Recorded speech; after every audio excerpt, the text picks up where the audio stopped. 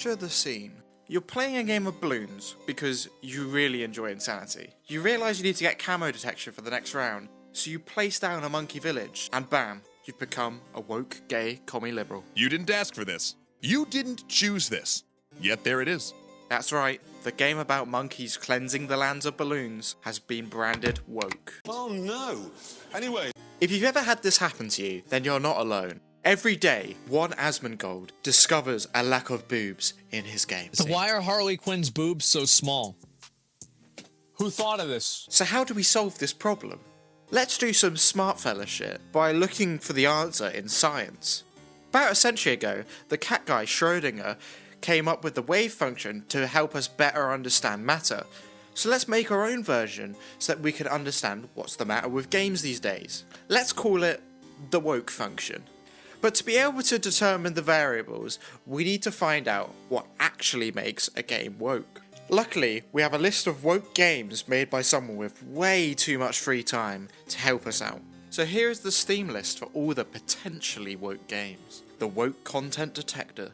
They say, quote, "We identify whether a game has woke content, and if so, to what degree." Well, we'll see about that. Let's take a look at the list and the reasoning behind their decisions first, to get an idea of what they think is woke, and then we will check against their methodology they list on their community page. So to start off, it seems like the inclusion of any sort of pride flag is a not recommended big woke game review. Now to be fair, I kind of agree with the sentiment, but for a different reason. Even though I've used these nameplates and cosmetics myself, I do think it's a bit of a hollow gesture when coming from a mega corporation like Activision Blizzard. Like, are we really supposed to believe that the creators of Call of Duty really care about LGBT people when they spend their spare time stealing other people's breast milk and sexually harassing their co-workers? So yeah, a lot of the time in big games, a pride flag may be virtue signalling, but I don't think it's grounds to not play a game completely. Otherwise, if you took this approach with all the criteria, you wouldn't be able to play any games. On a similar note, doing something remotely related to gayness is also woke. No, don't do charity for people with AIDS. And please, for the love of God, don't kiss them boys and bully, even if you want to.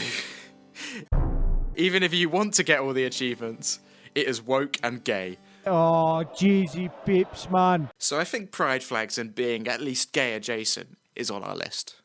Next we got the word diverse. Never use it, that's woke.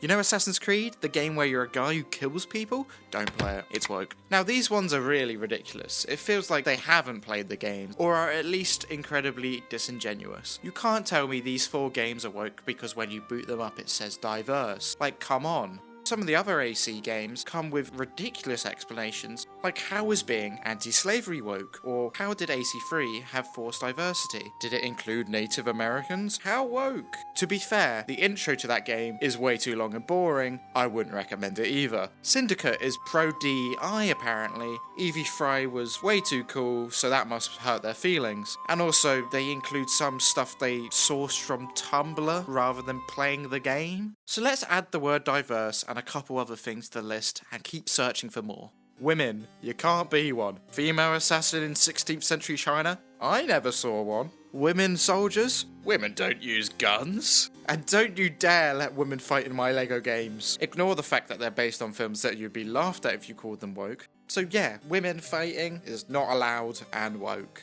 Obviously, this is silly, especially when it comes to LEGO figures, and is a bit disrespectful to the women who fight in sports like absolute warriors. Let's add that to the list.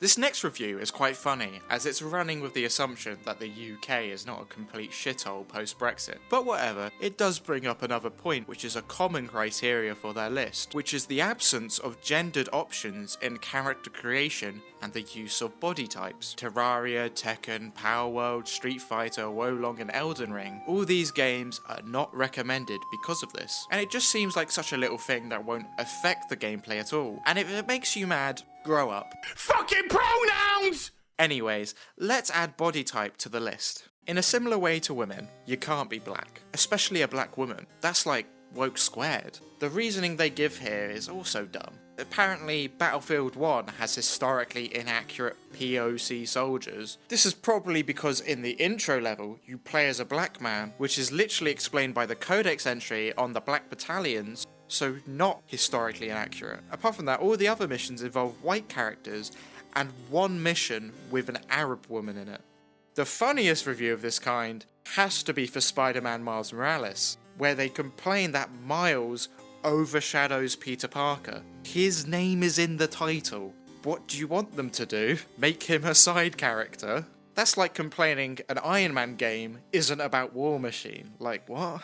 So not being white is added onto the list. And finally, a couple quick fire inclusions. Gary's mod is woke because they banned Nazi stuff. Oh no, what a shame. And Civ 6 is woke because it has climate change in it.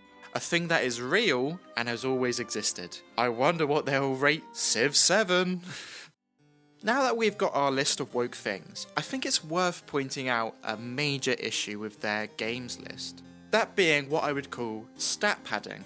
They basically just inflate their review numbers with useless reviews. The first example of this is the not recommended review for Death Stranding. The reviewer complains about a couple things the game is right about, and then admits that they only played the game for an hour when there is 100 hours worth of gameplay in the game. How is this review a credible source of recommendation when they basically did not play the game? So this greatly puts into question if these reviews are based on actual experience of playing through games. Then you've got games that just feel like a review was unnecessary because it's either a small indie game or just feels so obvious. So we've got Little Kitty Big City. It looks like a cute game where you play as a cat, but why do we need confirmation that it's not woke? Then Wobble Dogs, like who's checking this list to see if they should buy Wobble Dogs? Drag Her, a game about drag queens, feels a bit dumb to review that, just in case there are people who like drag but hate wokeness or something.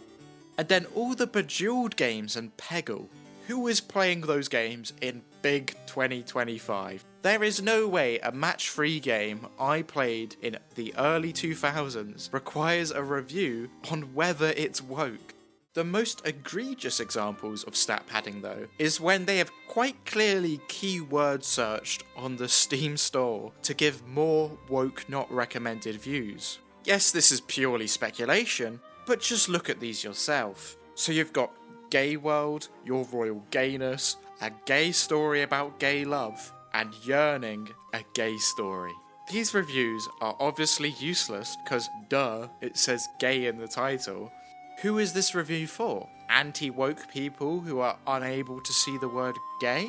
And that is not the only example, because if you search the list for the word futa, a word which I unfortunately have in my search history now, you find a load of games, some of which there is no way I'm reading out because the sound bites would be crazy. But they really speak for themselves. Like, a game about futanari and sucking toes has a wokeness review. Why is this necessary? And why admit to knowing about these games? The people reviewing them must have keyword searched them in order to add another not recommended to the list. Otherwise, they are admitting that they're incredibly horny, which, to be fair, cannot be ruled out. So again, this all just begs the question, are they even playing these games?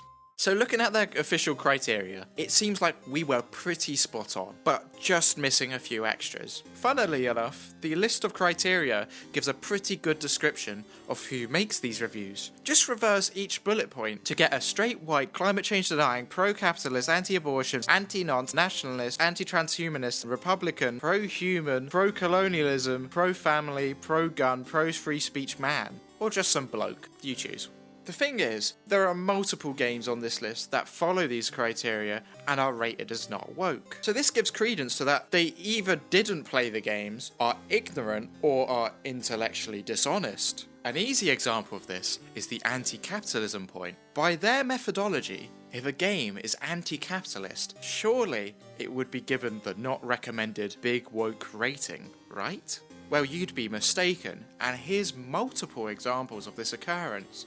Deus Ex given an informational rating for having a lesbian NPC in it, but is an anti-capitalist franchise, Bioshock 1 informational due to maybe a gay NPC, but 2 is not woke even though the games are about elites creating a supposed utopia insulated from the outside world, where they do genetic alteration on their inhabitants and had high wealth disparity, all eventually resulting in societal collapse. Sounds pretty anti-capitalist to me. Fallout is again only seen as informational due to gay stuff and completely ignores the context of the game world where mega US corporations decide to cause a nuclear war in order to gain a market monopoly. And finally, Doom is seen as not woke, even though it's about a corporation basically causing the apocalypse by trying to extract energy from hell. The corporation's practices cause deterioration of the workers' health, and it results in them worshipping the demons and opening the portal to release them.